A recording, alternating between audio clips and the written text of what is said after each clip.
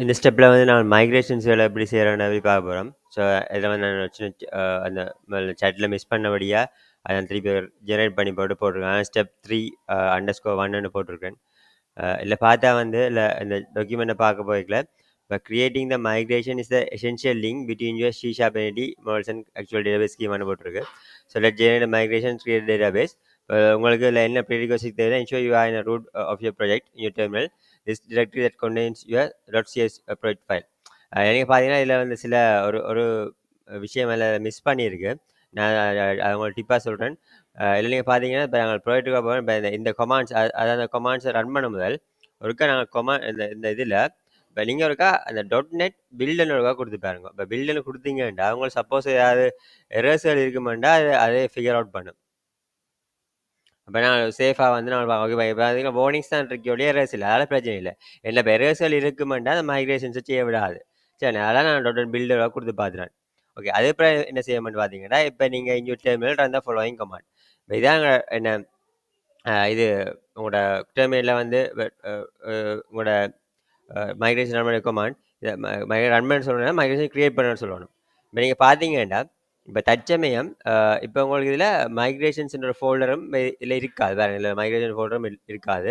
இப்போ நாங்கள் இப்போ இந்த கொமாண்டை ரன் பண்ண பாருங்க உங்களுக்கு அந்த அப்படி ஒரு ஃபோல்டரும் வந்து கிரியேட் ஆகும். சரி அதான் இல்லை போட்டிருக்குந்தா வட் டு எக்ஸ்பெக்ட் ஆஃப்டர் கொமாண்ட் ஒன்று கொடுத்தா உங்களுக்கு இந்த அப்படி மைக்ரேஷன் ஃபோல்டர் கிரியேட் ஆகி இல்லை டைம் ஸ்டாம்ப் வருமா இந்த இப்படி புது ஃபோல்டர் ஒன்று அதில் வெறுமண்ட மாதிரி உங்களுக்கு அதில் சொல்லியிருக்கு. ஸோ இதில் பார்த்தீங்கன்னா இது இல்லை இதில் வேறு இதில் வந்து இந்த இந்த இதில் வந்து இப்போ என்ன ஐஎஃப்னா என்ன அதுக்குரிய விளக்கத்தை வந்து இங்கே சொல்லியிருக்குது. இப்போ இதை காப்பி பண்ணி போட்டு இப்போ இதில் வந்து பார்த்தோம்னா இது நான் நீங்கள் இதில் பேஸ்ட் பண்ணுறேன். நீங்கள் பார்த்தீங்கன்னா மைக்ரேஷன் .NET EF மைக்ரேஷன் சில வேலை வந்து உங்களுக்கு எனக்கு ஒர்க் பண்ணாது. என்ன ரீசெண்டாக சில வேலை இந்த EF டூல் வந்து நீங்கள் இன்ஸ்டால் பண்ண விட்டுருப்பீங்க. அப்படின்னா நீங்கள் என்ன செய்யணும்னா அந்த டூலையும் நீங்கள் இன்ஸ்டால் பண்ணால் தான் வேலை செய்யும். ஸோ இதான் நீங்கள் ஃபஸ்ட்டாக பிகினராக நீங்கள் இல்லை ஃபேஸ் பண்ணுற இஷ்யூஸ். நீங்கள் விஷுவல் ஸ்டூடியோ இல்லை சேர்க்கல பிரச்சனை வராது. விஷுவல் ஸ்டூடியோ கோடில் சேர்க்கல வந்து இதை வந்து இந்த EF டூல்ஸே வந்து நீங்கள் இன்ஸ்டால் பண்ணணும். நான் இதை சொல்லலை, ஆனால் அந்த எரர் வந்தால் நீங்கள் அப்படி தான் ஃபிக்ஸ் பண்ண வேண்டியிருக்கு. .NET EF migrations at command கொடுத்துட்டு இதை நீங்கள் வீமெயில் நேம் கொடுக்கலாம், ஆனால் ஸ்பேஸ் இல்லாமல் கொடுக்கணும். இல்லை வந்து இனிஷியல் கிரியேட் மீனிங்கான நேம் இல்லை அந்த மைக்ரேஷனுக்கான மீனிங்கான நேமை நான் கொடுத்துருக்கேன். இப்போ நீங்கள் என்ன பண்ணீங்கன்னா பாருங்க, இப்போ என்ன நடக்குதுன்னு பாருங்க.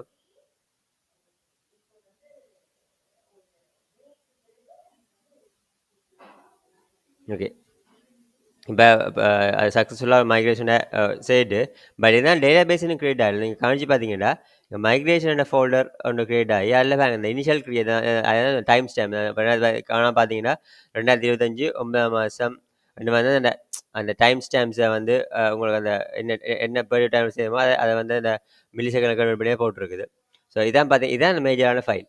ஸோ இதெல்லாம் நீங்கள் என்ன பார்த்தீங்களா நீங்கள் கிரியேட் பண்ண எல்லா யூசர் டேபிள்ஸ் மற்ற வந்து கார் ஓனர்ஸ் டேபிள் மற்ற வந்து இப்போ car renders table, cost table, இப்போ புக்கிங்ஸ் டேபிள், இப்போ பேமெண்ட்ஸ் டேபிள் இது எல்லாமே வந்து உங்களுக்கு போட்டு அதுக்கு இண்டெக்ஸ் நீங்கள் அந்த மாடல் அதாவது நீங்கள் பார்த்தீங்கன்னா டேட்டாவில் இங்கே நீங்கள் செஞ்ச இந்த விஷயங்கள் எல்லாமே தான் இந்த மாடல் பில்டரில் நீங்கள் கொடுத்த இந்த இன்ஃபர்மேஷன்ஸ் எல்லாம் அது வந்து இதில் போட்டிருக்கு. அதான் இதில் செஞ்சிருக்கிற விஷயங்கள். இதில் வந்து ஒன்று வந்து இப்போ ரெண்டு ஃபங்க்ஷன் இருக்கு. கொண்டு வந்து டவுன் அண்ட் ஃபங்க்ஷன் ஒன்று இருக்குது, இல்லை வேறு வந்து அப் அண்ட் ஃபங்க்ஷன் இருக்குது. அதை பற்றி நீங்கள் வருமானம் தேவையில்லை. மைக்ரேஷன்ஸ் வந்து அது நீங்கள் மைக்ரேஷன் அப்ளை பண்ணிக்க அந்த ஃபங்க்ஷன் ட்ரிகர் பண்ணிக்கொள்ளும். இதை போய் நீங்கள் ஒன்றும் பெருசாக வருமானம் தேவையில்லை எந்த இதுலேயும். மேலே application DB contexts snapshot file ஒன்றும் இருக்கும். இதை பற்றி நீங்கள் பெருசாக ஒன்றும் இல்லை வருமானம் தேவையில்லை. ஸோ பெரும்பாலும் என்ன செய்ய வேண்டாம், கடைசி மாதிரி நீங்கள் மைக்ரேஷன் செய்வீங்கன்னா இங்கே வந்து மாற்றக்கூடாது. வேணும்னா ஃபுல்லாக அழிச்சு போட்டு திருப்பி ரீஜெனரேட் பண்ணணுமே ஒழிய இதை நீங்கள் மாற்ற மாட்டீங்க. சரி அதாவது இதில் இன்னும் கை வைக்க தேவையில்லை. நீங்கள் வெரிஃபை பண்ணால் மட்டும் அதை காணும். சரி இப்போ அடுத்த ஸ்டெப்பாக நீங்கள் பார்த்தீங்கன்னா இதில் நான் சொன்ன மாதிரி இப்போ உங்களுக்கு மைக்ரேஷன் ஃபோல்டர் கிரியேட் ஆகிட்டு, ஆனால் பார்த்தீங்கன்னா டேட்டா பேஸ் வந்து எங்களுக்கு கிரியேட் ஆகுது. நீங்கள் கணிக்கலாம் இதில். இப்போ எங்களுக்கு நான் சொன்ன மாதிரி இந்த கார் ரெண்டல் சொன்னால் தான் இப்போ இதில் பார்த்தீங்கன்னா அந்த இதுக்கு இங்கே நாங்கள் வச்ச பேர் இந்த கார் ரெண்டல் டிபிஎன் ஃபைல் வந்து கிரியேட் ஆகும். அது இன்னும் கிரியேட் ஆகலை. சரி அதுக்கு தான் நீங்கள் என்ன செய்யணும்டா வந்து இந்த அடுத்த மைக்ரேஷனை ரன் பண்ண கொமாண்டை கொடுத்துட்டு நீங்கள் வந்து .NET EF டேட்டாபேஸ் அப்டேட் கொமாண்டை வந்து இல்லை நீங்கள் கொடுக்க வேண்டி இருக்கும். இப்போ கொடுக்கல இப்போ உங்களுக்கு என்ன செய்ய வேண்டாம் சொல்லி இப்போ உங்களுக்கு கொடுத்தா என்ன நடக்கும் அந்த மேட்டர் ரன் ஆகி இதை வந்து ரன் பண்ணும் மேலே வந்து உங்களுக்கு டசன் எக்ஸின் உங்களுக்கு அந்த அதை வந்து கிரியேட் பண்ணுவேன்னு சொல்லுவதில்லை. இப்போ இப்போ காப்பி பண்ணி போட்டு இப்போ இதில் வந்துட்டு நான் இப்போ போடுறேன். சரி இதெல்லாம் அனுப்பாங்க இப்போ டிஎஃப் டேட்டாபேஸ் அப்டேட் கொடுத்துட்டா.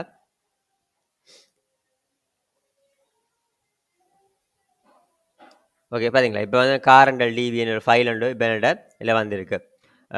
ஸோ இப்போ இதான் என்னுடைய அட்வான்டேஜ். இப்படியே நான் இப்போ MySQL அல்லது இப்போ MS SQL சேவரில் செய்ய போகணும்னா நான் தேவையில்லாமல் இதில் இன்ஸ்டால் பண்ணி கொண்டிருக்கணும். ஏதோ டெஸ்டிங் பர்பஸுக்கு மற்ற வேலை நான் குயிக்காக டெவலப் பண்ண தான் செய்கிறேன். இப்போ எங்களுக்கு இப்போ நான் டேட்டாபேஸை இன்னொரு டேட்டாபேஸை மாற்றுறது சிம்பிள் விஷயம். அதை பார்த்தீங்கன்னா இப்போ இது ஃபியூச்சரில் போய் இந்த SQLite என்றதை வந்து MySQLite என்ற இந்த பேக்கேஜை மாற்றிட்டாலே ஹானும் எல்லாம் மாறிடும். அதனால் நாங்கள் இப்போதைக்கு எங்கள் டிசைன் அண்ட் டெவலப்மெண்ட்டில் ஃபோக்கஸ் பண்ணுறபடியாக நாங்கள் இந்த அப்ரோச்சை செய்ய போட்டு இப்போ இது மாத்திரம் இல்லைன்னா 2 வேலைன்னா எங்களுக்கு தான் டைம் தேவையில்லாம போய் கொண்டிருக்கும். ஏன்னா அங்கால வந்து அதில் இன்ஸ்டால் பண்ணுறதை பார்க்கணும். அப்புறம் அங்கேயே பிரச்சனை வந்தால் அங்கே தான் போய் செக் பண்ணணும். அதங்காட்டி இப்போ ஃபைல் பேஸாக இனிஷியல் லெவலில் நாங்கள் வச்சிருந்தோம்னா எங்களுக்கு வேலை வந்து எங்களுக்கு சுகமாக இருக்கும். அதனால் கொண்டு போனேன். ஸோ இப்போ இதான் உங்களுக்கு அந்த டாக்குமெண்ட் நீங்கள் வாசி பார்க்கலாம். பட் இருந்தாலும் இந்த டாக்குமெண்ட்டில் எல்லா சில டிப்ஸ் உங்களுக்கு சொல்கிறேன். நீங்கள் என்ன செய்யலாம்னா விஎஸ் கோடை பாவிக்கல ஒரு எக்ஸ்டென்ஷன் ஒன்று இருக்குது. நீங்கள் பார்த்தீங்கன்னா அதோட தெரியும் இல்லை SQLite என்று நான் ஆல்ரெடி அதில் இன்ஸ்டால் பண்ணிக்கிறேன். SQLite தேடி என்ன பாருங்க, நான் ஆல்ரெடி தான் பாருங்க இந்த SQLite explore and Kuvari explore LXCVZ இருக்குது தானே. ஸோ இந்த எக்ஸ்டென்ஷன் நீங்கள் இன்ஸ்டால் பண்ணுங்க. இன்ஸ்டால் பண்ணீங்கன்னா நீங்கள் அந்த SQLite டேபிளை நீங்கள் வியூ பண்ணி பார்க்கலாம். அதுக்கு என்ன எப்படி இதை வியூ பண்ணி பார்க்கணுன்னு பார்த்தீங்கன்னா வேற சும்மா கார்னல் டிவி ஓப்பன் பண்ணால் இப்படி தான் வரும். இந்த இப்போ ஒன்றுமே வராது. அப்போ நீங்கள் அந்த ஃபைலை நேராக பார்க்கலாது.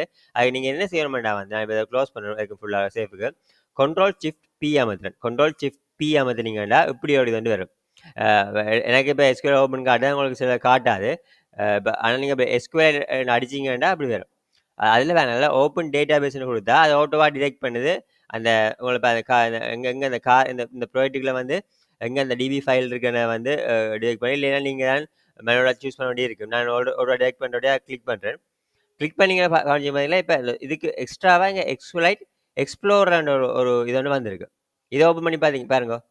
ஸோ இப்போ அதை ஓப்பன் பண்ணி பார்த்தீங்கன்னா இப்போ உங்களுக்கு கார் ரெண்டல் டிபிஎன்ற ஒரு விஷயம் வந்து இப்போ உங்களுக்கு வருது பார்த்தீங்களானே. இல்லை bookings, car owner, car renders அது எப்படியான ஒரு விஷயங்கள் இருக்குது. இல்லை பார்த்தீங்கன்னா இப்போ இப்போ இதை ஓப்பன் பண்ணி பார்த்தீங்கன்னா இப்போ அதுக்குள்ளே இருக்கிற அந்த இது எல்லாம் காட்டும். இந்த என்னென்ன கொலம்ஸ் போட்டுறீங்க அதை நீங்கள் வெரிஃபை வந்து பார்த்தீங்கன்னா இப்போ கார்னு பார்த்தீங்கன்னா இப்போ ஐடி மேக் மாடல்னு கொடுத்தாங்க.